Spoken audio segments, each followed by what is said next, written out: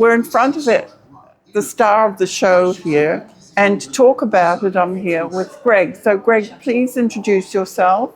Oh, hi, my name is Greg Rand. I'm the collections manager for birds and mammals at the Museum of Nature. Yes. So, tell us about the star. He has a name too.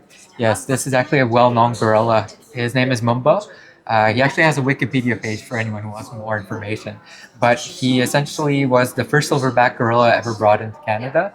And he spent his entire life at the Zoo de Granby in Quebec, where he was promoted for education and conservation. And when he passed away, the zoo wanted him to keep on with his mission, and he was offered to the museum. And we're so excited to have him over here today. It's the first time we've actually been able to put him on exhibit anywhere. Why does he have a silverback? Is that something to do with camouflage? That's in gorillas. This is a sign of maturity. A young gorilla will be entirely black. Young male gorilla will be entirely black, but when they hit 10 to 15 years old, they go through puberty basically, and they start getting grayer and grayer hair. And so it's a sign of a mature adult male, and it's used for basically advertising who they are, and can be also a dissuasion for other males to let them know, oh, there's another big male over here. Stay away. It's a little bit like us when our hair goes grey. Yes, unfortunately. Hopefully, it's a sign of maturity with us. So let's speak about the porcupine. Yes. Does the porcupine actually let its quills go to protect, or is that a myth? That's a myth.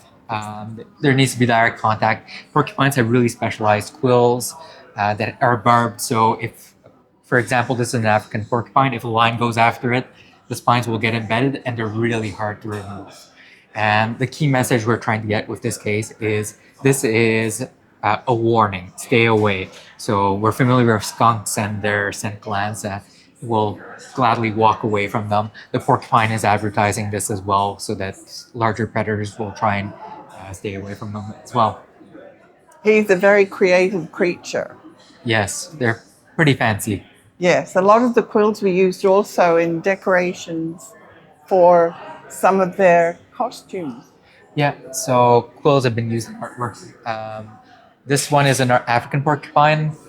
I know there's a lot of First Nations work that's done using quill work, and that's using the North American species, which is shorter spines, but they're not dealing with the same danger elements as their African counterpart.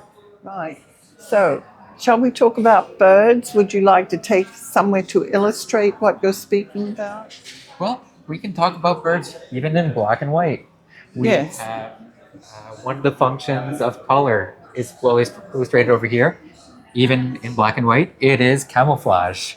And to show this, we have our snowy owl, which is a species that's found throughout Canada. You see them every couple of winters when they come down.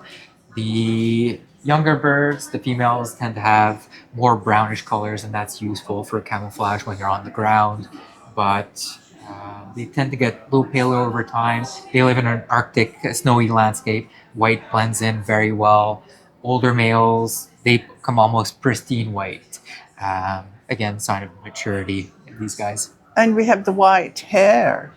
Yeah, and over here is an Arctic hare. Arctic hares are another good example of camouflage. In winter, they're pure white. So they blend in so well, you'll often just see ears running away from you if you're in an area with them. And in the brown, they get a much more brownish grayish coloration, which helps them blend in with their summer habitat. Oh, there's all sorts of interesting things in here. Do you have a favorite? Apart from, I guess, him. I'm partial to birds. Oh, I too love birds.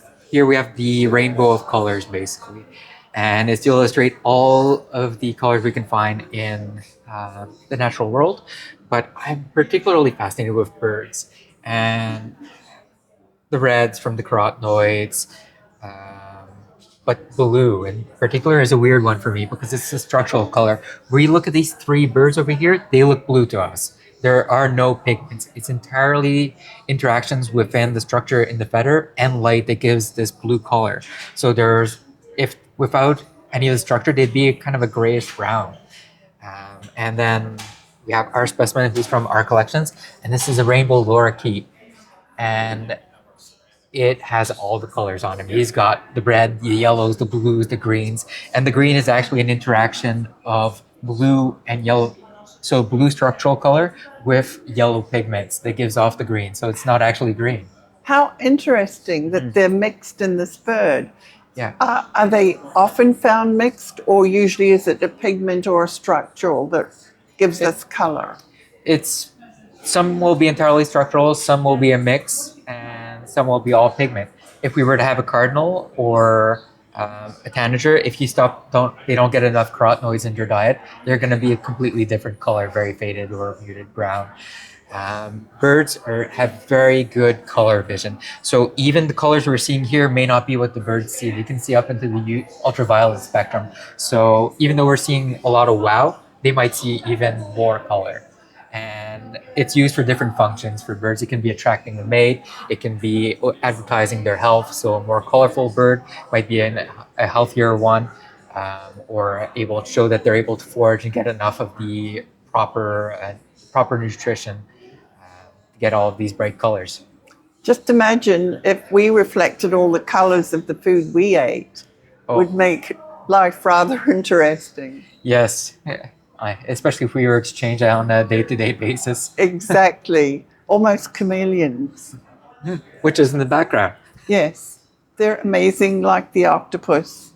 Yeah. The chameleon work within their environment to protect themselves. Yeah. So colors can be used to blend into your environment. A lot of the male birds tend to be more colorful just in order to do the advertise that they attract the mate, whereas the females are often a more subdued color because they don't want to attract any attention to their nest or their chicks. I'd like to thank you very much, Greg, for taking us on this journey with color. It was my pleasure. Thank you.